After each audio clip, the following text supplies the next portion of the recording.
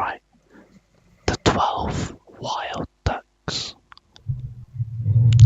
A sister cannot speak, laugh, or cry for years in order to save her 12 brothers.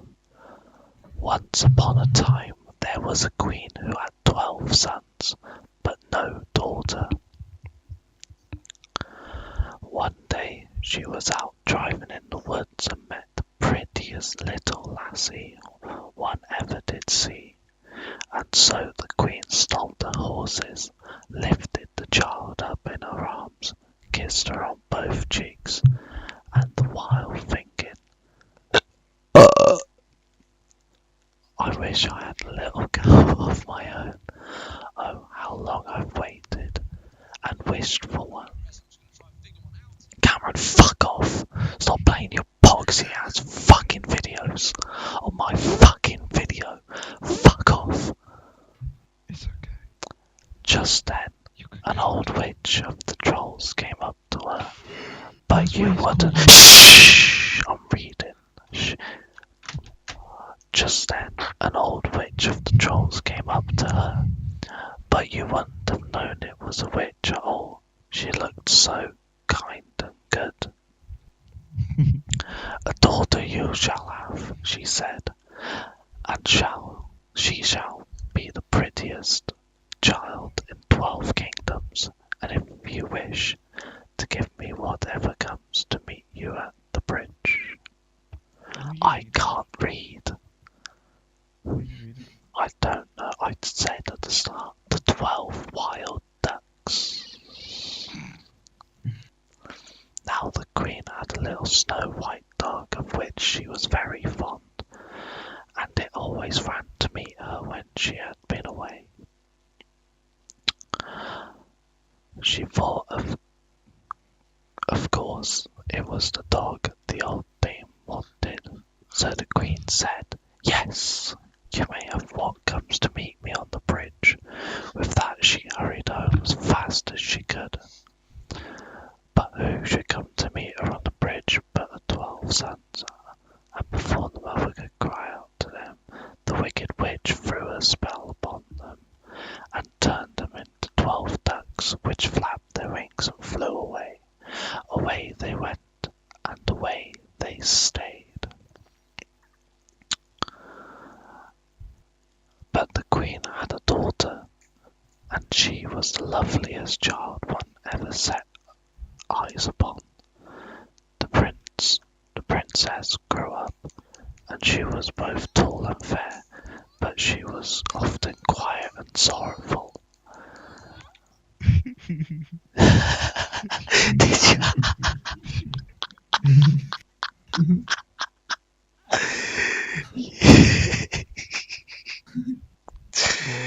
Nothing.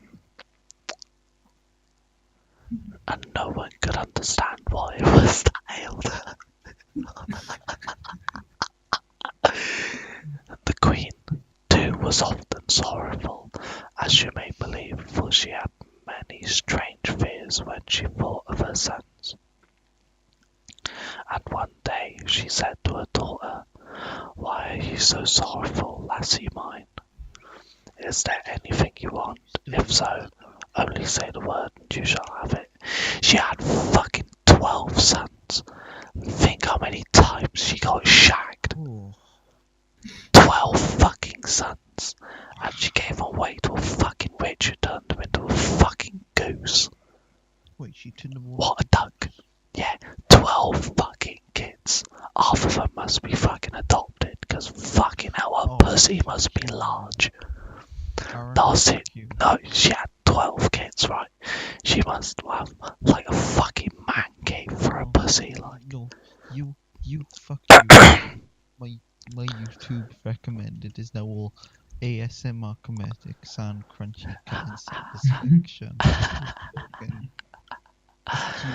Oh, it seems so dull and lonely here, said the daughter.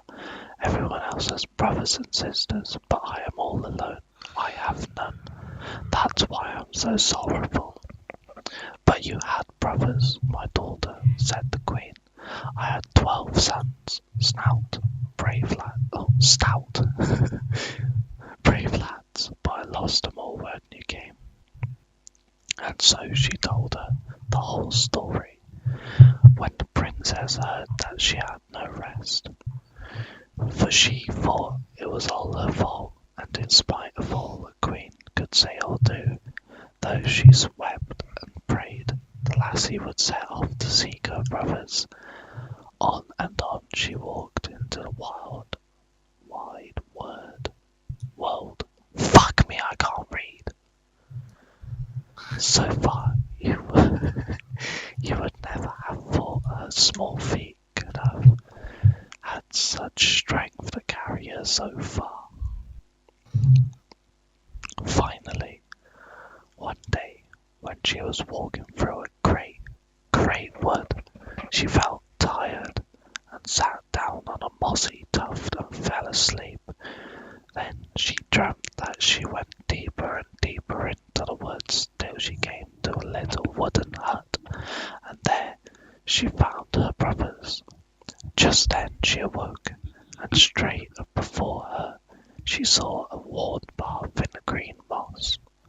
This path went deeper into the wood, so she followed it, and after a long time she came to just such a little wooden house as that she had seen in her dream. Now, when she went into the room, there was no one at home, but there were 12 beds, 12 chairs, and 12 spoons. In short, a dozen of everything. When she saw that, she was very glad. She had not been so glad for many a long year. For she could at once that her brothers lived there, and that they owned the beds and chairs and spoons. So she began to make up the fire, and sweep the room, and make the beds, and cook the dinner, and to make the house as tidy as she could.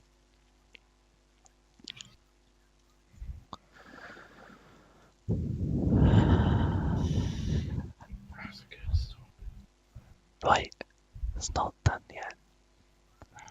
And when she had done all the work and the dinner was on the table, she finally heard something flapping and whirling in the wind, and she slid behind the door. Then all the 12 ducks came sweeping in, but as soon as ever they crossed the threshold, they became princes.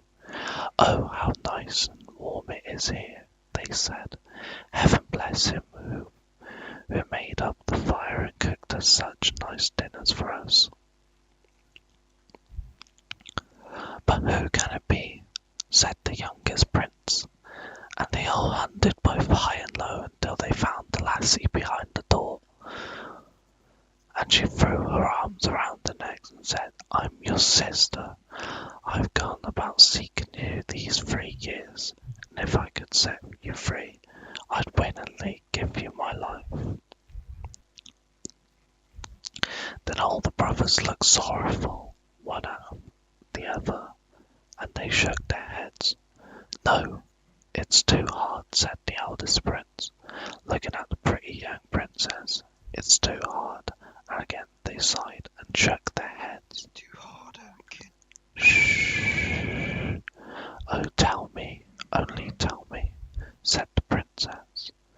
"How can it be done? And I'll do it, whatever it be." And as she begged and pleaded for them to tell her, the youngest brother said at last, "You must pick Thistledown, and you must card it and spin it and weave it. After you've done that, you must cut out and make 12 shirts, one for each of us. And while you do that, you must neither talk, nor laugh, nor weep. If you can do that, we are free." "Where shall I ever get Thistledown enough for so many shirts?" asked the sister. "That's the hardest thing of all," said the eldest brother. "Shh, I'm reading. You must go to the witch's moor at midnight and gather it there, and big tears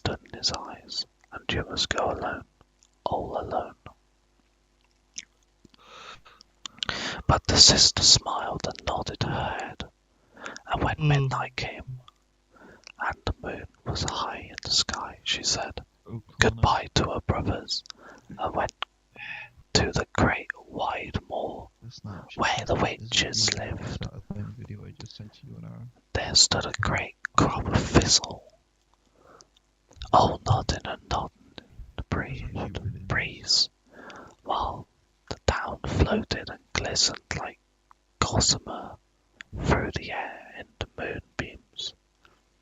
The princess began to pluck and gather it as fast as she could, but she saw long skinny arms outstretched towards her, and among the thistle she saw a host of wicked faces all looking at her. Her heart stood still, then and she grew icy cold. But never a sound did she utter, only plucked and gathered until her bag was full. And when she got home at the break of dawn, she set to work carding and spinning yarn from the down.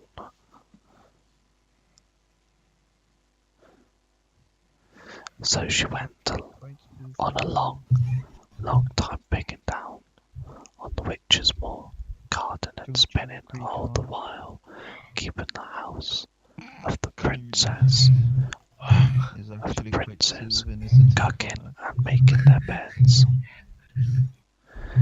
But she never talked, nor laughed, nor wept. Why the fuck did you show me that? What are you doing, Cam?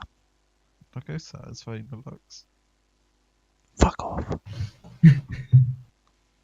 At evening home, the brothers came, flapping and whirling like wild ducks, and all It's just night they were calm. princes, but in the morning off they flew again, and were wild ducks the whole day.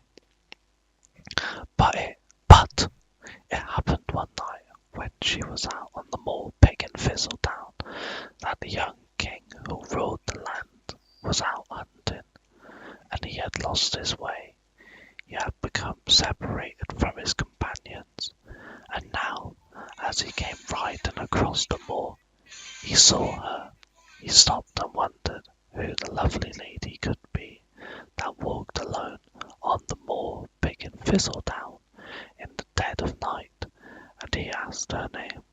Getting no answer, he was still more astonished, but he liked her so much that at last nothing would do but he must take her home to his castle and marry her.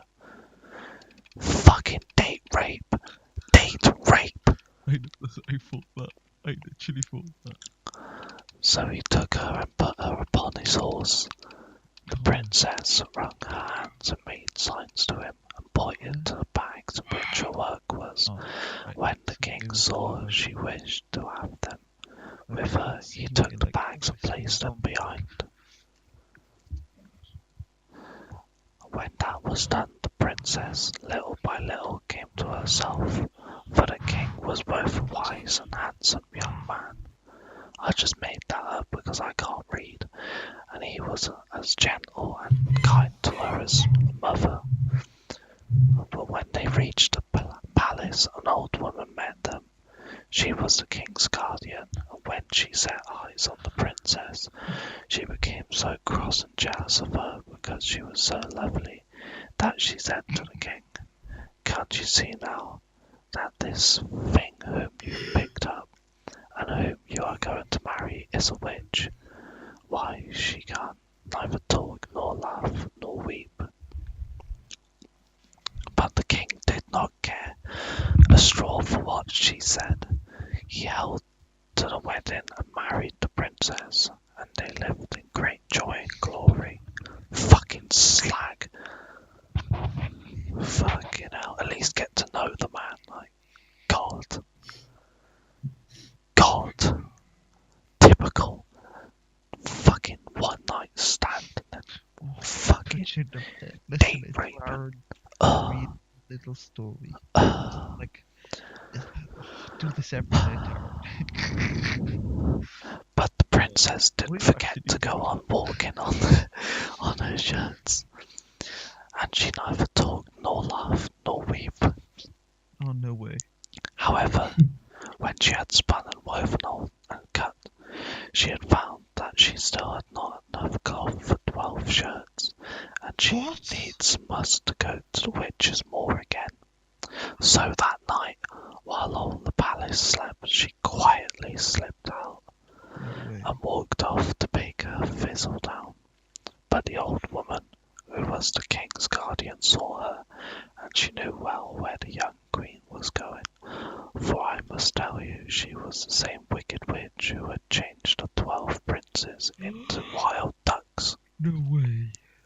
She hurried to the king's chamber, woke him and said, "Now, come with me, and I'll prove to you that your lovely queen is a witch, who joins the wicked company on the moor at the midnight."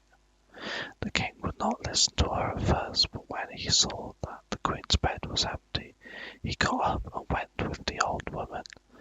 And there, upon the edge of the moor, they stopped, but in clear moonlight they could see the queen among the horrid hags and trolls. The queen turned away. The king turned away sadly, and said not a word, for he loved his quiet queen very much.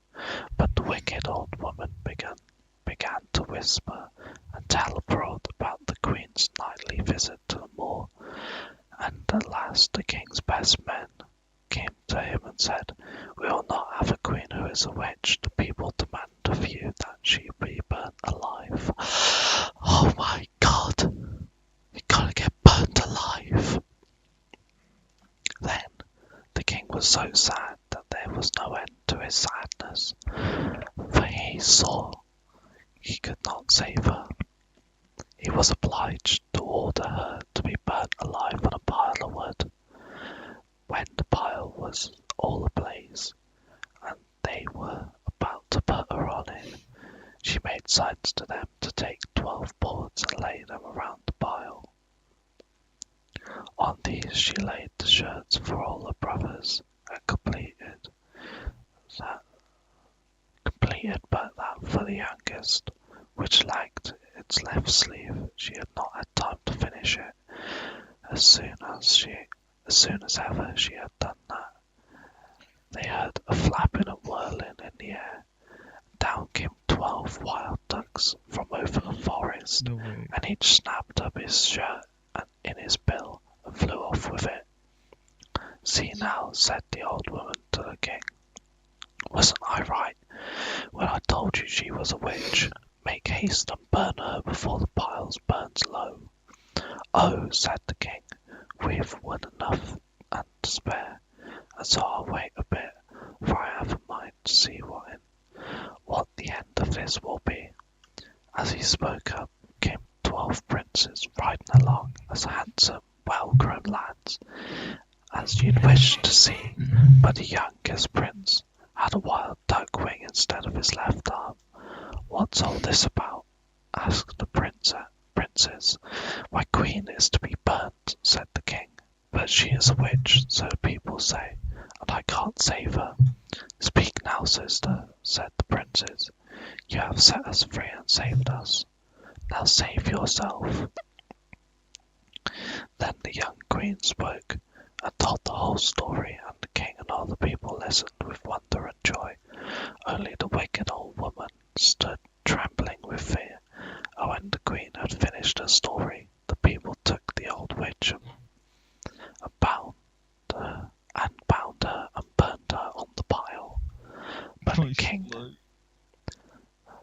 took his wife and the 12 princes and went home with them to their father and mother, and told all that had befallen them.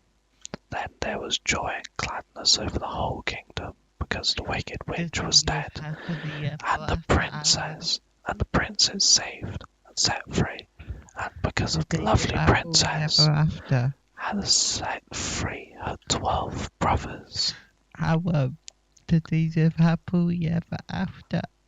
Shut the fuck up, Cameron, you fucking fuck. Fuck off. I want to Shut know. the fuck up. Shut up. Shut up. Shut up. Shh. Did they live Shh. happily ever Yes, they after? fucking did, Cameron, right now. Shut the fuck up. Short story for kids written by Peter Kristen. Fucking Northish word thingy and other words. Mo. Translated by Gudrun Thorne Thompson. Illustrated by Frederick Richardson. Oh, he's my favourite illustrator. Shh, you gotta whisper. Another one. Thank you for watching, guys. I hope you enjoyed this ASMR video. Like and subscribe for more.